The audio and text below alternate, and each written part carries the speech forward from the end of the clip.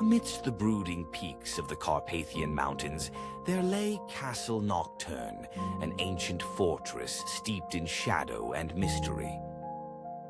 Its towers scraped the heavens, and its walls whispered tales of dread to the winds that dared brush against its cold stones. In its deepest dungeon, a forgotten chamber held secrets darker than the moonless night. Lord Victor Dragonov, the Lord of Castle Nocturne, was a vampire of ancient lineage. His eyes glowed with the eerie light of immortality, and his presence exuded a terrifying majesty. For centuries, he ruled the castle and the surrounding lands with an iron fist, bound by the curse of everlasting life. Victor, though a figure of grandeur, carried a savage hunger, quelling it with the blood of those unfortunate enough to cross his path. But Lord Dragonov was not alone in his vile reign. Hidden within the blackened heart of the castle, cloaked in an aura of malevolence, dwelled his sister, Lady Isolde. A sorceress of unimaginable power, Isolde wielded black magic with a mastery that sent shivers down the spines of the bravest.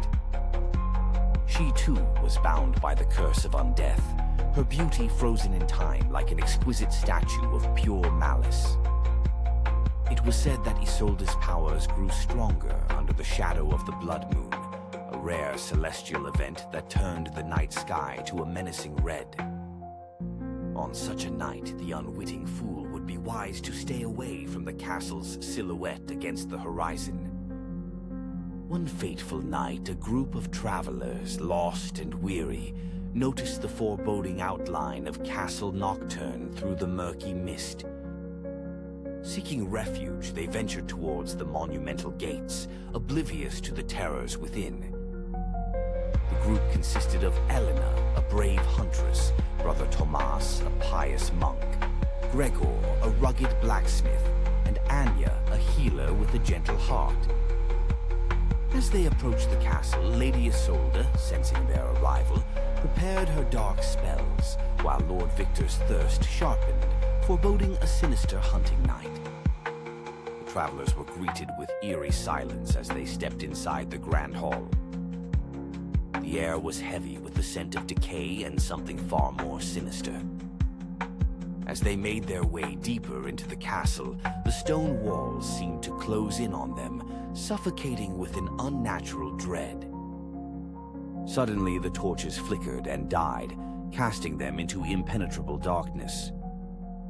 Lady Isolde emerged from shadows, her eyes burning with an unholy light. "Welcome, lost souls," she hissed, her voice like velvet laced with poison. "You shall now entertain the lords of this castle." Brother Thomas, summoning his faith, held out his crucifix, but Isolde only laughed, a sound like shattered glass. With a wave of her hand, she bound him in chains of shadow that tightened with every futile prayer.